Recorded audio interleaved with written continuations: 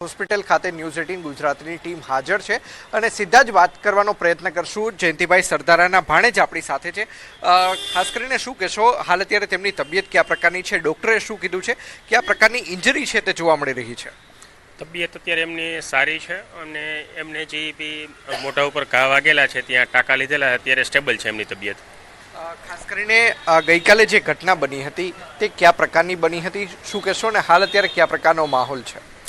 કાલ સાંજે ત્યારે એક જમણવારમાં ગયેલા હતા, ત્યાંથી નીકળ્યા ત્યારે પાર્કિંગમાંથી સંજય પાદરિયાએ એક કારમાંથી નીચે ઉતરા અને ઉપર ટૂંકમાં જીવલેણ હુમલો કરેલો હતો અને હથિયારથી કાંઈ એમને મોઢા ઉપર ઘા મારેલા છે। ખાસ કરીને કેટલી સ્ટીચીસ કેટલા આવ્યા છે, અત્યારે કયા પ્રકારની હાલત છે, ડૉક્ટર શું કહે છે ને ક્યાં સુધીમાં રજા આપવામાં આવશે? એમને 6 ટાંકા આવેલા છે, અત્યારે ડૉક્ટર આવે એટલે એમને મળશું, એટલે એ કહેશે એ પ્રમાણે ક્યારે રજા આપે છે। ખાસ કરીને એક વાત એવી પણ સામે આવી રહી છે કે ગત મોડી રાત્રે સમાધાન માટેના પણ પ્રયાસો કરવામાં આવ્યા હતા। ભારતીય જનતા પાર્ટી સાથે સંકળાયેલા ધારાસભ્ય સહિતના ઉદ્યોગપતિઓ પણ અહીં આવ્યા હતા, શું કહેશો આને લઈને? ઘણા મળવાલા આવેલા હતા પણ સમાધાનની વાત મારી પાસે નથી આવેલી, જયંતિભાઈ સાથે ચર્ચા થઈ તો મને ખ્યાલ નથી। ખાસ કરીને હવે આપનું કયા પ્રકારનું સ્ટેન્ડ રહેશે, શું કહેશો? હવે આગળ પોલીસ જે પ્રકારની કાર્યવાહી કરશે એ મુજબ અમે જોશું। ચોક્કસ અન્ય પણ લોકો છે, આપણે તેમની સાથે પણ વાતચીત કરવાનો પ્રયત્ન કરીશું। શું કહેશો, કયા પ્રકારનો બનાવ? મને કોઈ આની માહિતી નથી। આ તો મને તમારા પ્રેસ મીડિયાના મિત્રોના ફોન હતા મને રાતે, એના ઉપરથી મને જાણ થઈ કે આવું થયું છે એમ। બાકી બહુ મને આનો આઈડિયા નથી। હવે એકઈ ખોડલધામ હોય કે સરદારધામ હોય, હું એકઈ સાથે ઇન્વોલ્વ નથી એટલે મને બહુ આઈડિયા નથી। પણ આપણે તેમના બધું ખોટું થતું હોય છે કે સામાજિક લેવલે જે વાદ વિવાદ હોય એ આવું હોવું ન જોઈએ। દરેક માનો છો કે સામાજિક સંસ્થાઓમાં આ પ્રકારનો વિવાદ ક્યારેય પણ સાખી ન લેવાય?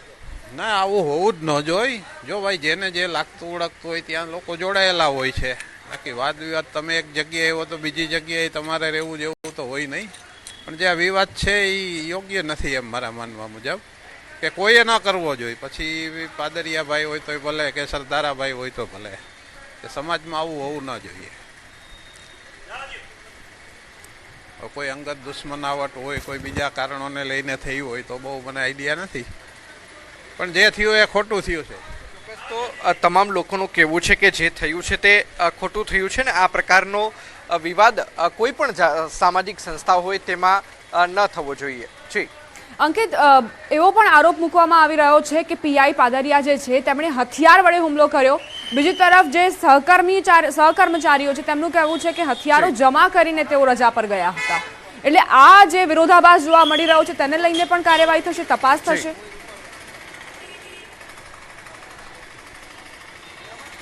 દીપક, ખાસ કરીને જે એફઆઈઆર એટલે કે ફર્સ્ટ જે રિપોર્ટ ખાસ કરીને જે નોંધવામાં આવી છે તેની અંદર સ્પષ્ટપણે હું આપને જણાવી દઉં કે જે લખવામાં આવ્યું છે તેની અંદર હથિયાર ધારાની કોઈ કલમ છે તે લગાડવામાં નથી આવી। સામાન્ય રીતે જો ક્યારેય કોઈ વ્યક્તિ છે કે જે હથિયાર વડે જો હુમલો કરતો હોય, ખાસ કરીને પિસ્ટલ છે, રિવોલ્વર છે, તેમના દ્વારા હુમલો કરવામાં આવતો હોય છે તો આર્મ્સ એક્ટની કલમ એટલે કે હથિયાર ધારાની કલમ લગાડવામાં આવતી હોય છે।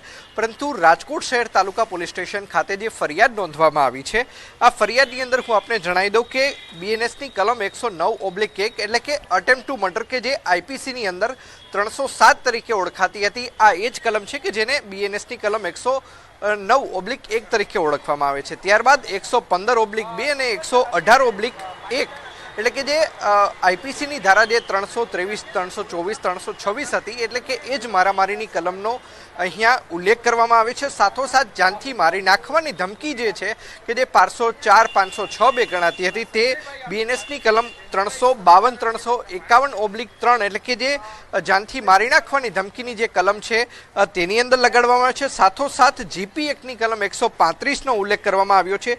જે ટૂંકી વિગત છે, આ ટૂંકી વિગતની અંદર ચોક્કસ જયંતિભાઈ સરદારાએ જણાવ્યું છે કે મારા માથાના ભાગે પિસ્તોલ જેવા કોઈ હથિયાર વડે ઘા મારી જાનથી મારી નાખવાની ધમકી આપી હતી, પરંતુ જે કલમ લગાડવામાં આવી છે ચોક્કસ પોલીસને પણ આ બાબતની ખબર હતી. જ્યારે પોલીસ જ્યારે ફરિયાદ નોંધી રહી હતી ત્યારે પોલીસને પણ એક બાબતની જાણ હતી કે આની અંદર ચોક્કસ કોઈ હથિયારનો ઉપયોગ નથી થયો, અથવા તો જે સીસીટીવી ફૂટેજ છે બની શકે કે પોલીસ પાસે પ્રથમ પહોંચ્યા હોય અને મીડિયા પાસે બાદમાં પહોંચ્યા હોય, જેના કારણે આર્મ્સ એક્ટની કલમ છે તે નોંધવામાં નથી આવી. ચોક્કસ ટૂંકી વિગતની અંદર સાથોસાથ જે એફઆઈઆર છે આ એફઆઈઆરની અંદર હથિયાર શબ્દનો પ્રયોગ છે, પરંતુ જે કલમ નોંધવામાં આવી છે આ કલમની અંદર કોઈ પણ જગ્યાએ આર્મ્સ એક્ટની કલમ નોંધવામાં નથી આવી. કદાચ પોલીસને એ બાબત પણ ખ્યાલ હતું કે જ્યારે સંજય પાદરિયાની આપણે ધરપકડ કરવા જશું ત્યારે તેઓ આગોતરા જામીન અરજી કરશે ને આગોતરા જામીનની જ્યારે દલીલો બંને પક્ષ વચ્ચે થશે ત્યારે તેમના જે વકીલ છે તે ચોક્કસ આ બાબત કોર્ટના ધ્યાન ઉપર મૂકી શકે તેમ છે, નામદાર કોર્ટના ધ્યાન ઉપર મૂકી શકે તેમ છે કે પીઆઈ સંજય પાદરિયા છે તે ઓફિશિયલ તેમને રજા મેળવી હતી ને ત્યારબાદ તેઓ રાજકોટ આવ્યા હતા, કારણ કે તેમનું કાર્યક્ષેત્ર હાલ અત્યારે જૂનાગઢનું ટ્રેનિંગ સેન્ટર છે કે જેને જૂનાગઢ સોરઠ ચોકી તરીકે ઓળખવામાં આવે છે, ત્યારે તેમનું હથિયાર પણ તેમને ત્યાં જમા કરાવ્યું હોઈ શકે તેમ છે. આ તમામ બાબતો ખબર હોવાના કારણે આર્મ્સ એક્ટની કલમનું હજુ સુધી ક્યાંય ઉલ્લેખ એટલે કે અંકિત આપની પાસે આવીશું. અમારી સાથે હસમુખ લુણાગરિયા ખોડલધામના પ્રમુખ જોડાઈ ગયા છે, માફ કરશો ખોડલધામના પ્રવક્તા જોડાઈ ગયા છે.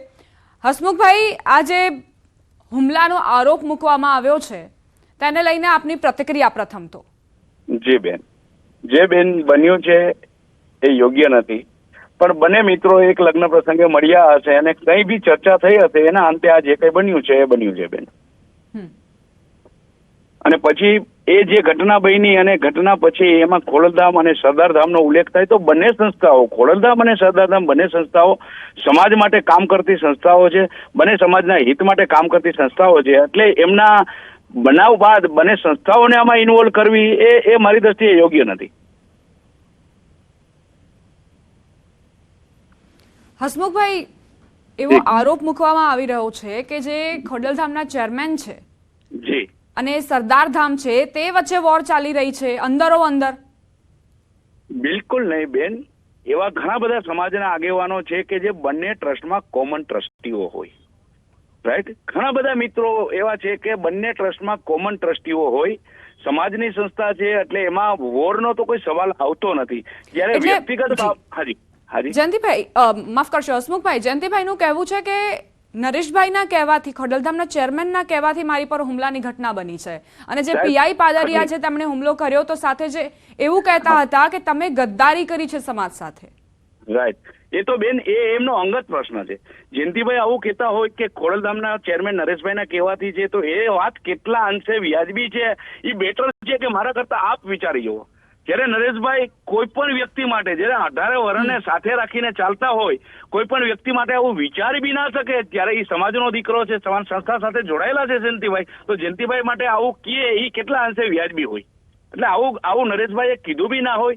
એમના વ્યક્તિગત અને એમના બંને મિત્રોની ચર્ચાના અંતે જે લોકોને મતભેદ અને મનભેદ ઉભા ત્યાં હોય અને પછી આ સંસ્થાઓને અને ચેરમેન સાહેબને આમાં વચ્ચે નાખે તો એ વાત યોગ્ય છે નહીં, એ વાત વખોડવા લાયક છે મેડમ. એટલે હસમુખભાઈ, સરદારધામના ઉપપ્રમુખ કહી રહ્યા છે એટલે સવાલ થઈ રહ્યો છે કે કોઈ એવી વાતચીત ચાલી રહી છે, વિવાદ ચાલી રહ્યો છે કે જે વચ્ચે બંને સંસ્થા વચ્ચે મનમેળ નથી થઈ રહ્યો. બેન બંને સંસ્થાઓ સમાજની સંસ્થાઓ છે, રાજકોટ બેઝ સંસ્થા છે ખોડલધામ છે એ, અને પૂરા ગુજરાતમાં એની સેવાકીય પ્રવૃત્તિઓ અને સમાજ હિતની પ્રવૃત્તિઓ કરે છે. સરદારધામ છે એ અમદાવાદ બેઝ છે, સરદારધામ છે એ એની રીતે સમાજ હિત અને પ્રવૃત્તિઓ કરી રહી છે બેન. એટલે બંનેની વચ્ચે મતભેદ, બંને સંસ્થાઓ અલગ છે, સમાજની સંસ્થાઓ છે, તો મતભેદ હોવાનો તો એમાં કોઈ સવાલ નથી આવતો. તમે જે વાત કરી બધું બરાબર, પરંતુ હુમલો કેમ કરવામાં આવ્યો? કારણ કે જે જયંતિભાઈ છે તેમનું કહેવું છે કે પીઆઈ પાદરિયાએ એટલે જ હુમલો કર્યો છે કે એવું જ કહી રહ્યા હતા કે તમે ગદ્દારી કરી છે અને એમણે આરોપ પણ મૂક્યો કે ખોડલધામ અને સરદારધામ બંને વચ્ચે જે વિવાદ છે તેના કારણે જ મારી પર હુમલાની ઘટના બની. બેન હું આપને એ જ કહું છું, ફરી વાર આપને કહું કે બંને સંસ્થાઓ સમાજની સંસ્થાઓ છે, તો એમાં સરદારધામ અને બંને મિત્રો છે ખોડલધામ સાથે સંકળાયેલા છે. સાંભળો, તો પીઆઈ પાદરિયાએ હુમલો કેમ કર્યો? હું એ જ કહું છું કે બંને મિત્રો એક પ્રસંગમાં મળ્યા, એક પાર્ટી પ્લોટમાં મળ્યા હશે અને એ વખતે એમને જે કઈ ચર્ચા થઈ હશે એ એમના અંગત કારણો હોય, પૂર્વગ્રહો હોય, એકબીજાને શું હોય એ બંને મિત્રો જાણતા હોય અને એ એમના વાતચીત અને ચર્ચાના અંતે એકબીજાને બોલાચાલી થાય અને એમાં સંસ્થાને વચ્ચે લાવે તો એ તો વાત યોગ્ય નથી ને બેન. હસમુખભાઈ, આપ એક બાઇટ સાંભળો, એમાં સંજયભાઈ શું કહી રહ્યા છે, પછી તમારી પ્રતિક્રિયા લેવી છે. જી બોલો બેન. તો કે સરદારધામનો ઉપપ્રમુખ તો શું કામ બન્યો? મેં કીધું ભાઈ, સરદારધામ સેવાકીય પ્રવૃત્તિ કરે છે, વિદ્યાર્થીઓને લક્ષી કામ કરે છે, ખોડલધામ પણ સેવાકીય પ્રવૃત્તિ કરે છે. બેમાં હું તો જોડાયેલો છું. તો મને કે રાજીનામું દઈ દેજે, નકર નરેશ પટેલ અને મારી ટીમ તને મારી નાખવાનું પ્લાનિંગ કરીએ છીએ. મેં કીધું હું શું કામ રાજીનામું દઉં? મેં કઈ ખરાબ કર્યું નથી, મેં કોઈ દી કોઈના વિશે ખરાબ બોલ્યો નથી. કે જુનાગઢ ટ્રેનિંગ સેન્ટરનો પીઆઈ સંજય પાદરિયાએ મને બાવળી કનકોટ રોડ ઉપર શ્યામ પાર્ટી પ્લોટમાં ફંક્શનમાં હતો ત્યારે એક ખૂણામાં લઈ જઈને કીધું કે તું સમાજનો ગદ્દાર છો, સરદારધામનો ઉપપ્રમુખ તું શું કામે ચાર્જ લીધો? અમારે ખોડલધામ અને સરદારધામને વેરઝેર છે. હસમુખભાઈ, આ જે પ્રતિક્રિયાઓ આવી રહી છે તે તમે સાંભળી અને જયંતિભાઈ એ જ કહી રહ્યા છે કે મારી પર પીઆઈ પાદરિયાએ હુમલો કર્યો. તમારી શું હવે પ્રતિક્રિયા હશે? યસ બેન, એમાં જયંતિભાઈ એવું કહે છે કે એમને ફોન કરીને મારીને ધમકી આપીને આ કર્યું તે કર્યું, બરાબર. પણ હું આપને એ જ કહું છું કે એમની અંગત ચર્ચાના અંતે જે કઈ બન્યું એમાં સંસ્થાને વચ્ચે લેવાનો કોઈ મતલબ નથી. બેન, જયંતિભાઈ એવું કહે છે કે મને એમ કીધું કે સરદારધામમાંથી રાજીનામું આપી દેજે, બરાબર. પણ એના શેના લીધે એના અંગત પ્રશ્નોને લઈ અને સંસ્થામાં એ લઈ આવે તો એ વસ્તુ કેટલા અંશે વ્યાજબી છે આપ પણ વિચારી શકો બેન. પરંતુ હસમુખભાઈ, સરદારધામના ઉપપ્રમુખ એવું કહી રહ્યા છે એટલે કદાચ અમને એવો પ્રશ્ન થઈ રહ્યો છે કે કેમ આવું બની રહ્યું છે? અગ્રણી સંસ્થાના અગ્રણી પોતે એવું કહી રહ્યા છે અને ખોડલધામ પર આરોપ મૂકી રહ્યા છે. બેન, હું આપને એ જ કહું છું કે બંને મિત્રો ખોડલધામ સાથે સંકળાયેલા છે.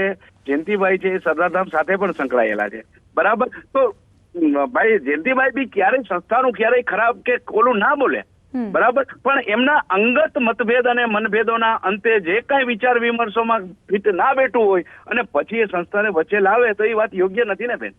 આજે હું આપને એમ કહું છું કે હું કોઈ પણ એક દાવો કરી દઉં, એ દાવો હું કરી શકું છું, પણ કેટલા અંતે વ્યાજબી છે એ તો દાવો કર્યો હોય એની સાથે બી ચર્ચા કરો ત્યારે ખ્યાલ આવે ને બેન. આભાર હસમુખભાઈ અમારી સાથે વાતચીત કરવા માટે. તો ખોડલધામના પ્રવક્તા હસમુખભાઈને આપ સાંભળી રહ્યા હતા. તેમનું કહેવું છે કે જયંતિભાઈ સાથે પીઆઈ પાદરિયાની અંગત વાતચીત હશે, અંગત કોઈ દુશ્મનાવટ હશે જેના કારણે તેઓ આવું બોલી ગયા હશે, પરંતુ તેમાં ખોડલધામનો કોઈ રોલ નથી અને ખોડલધામના ચેરમેનનો પણ કોઈ જ રોલ નથી.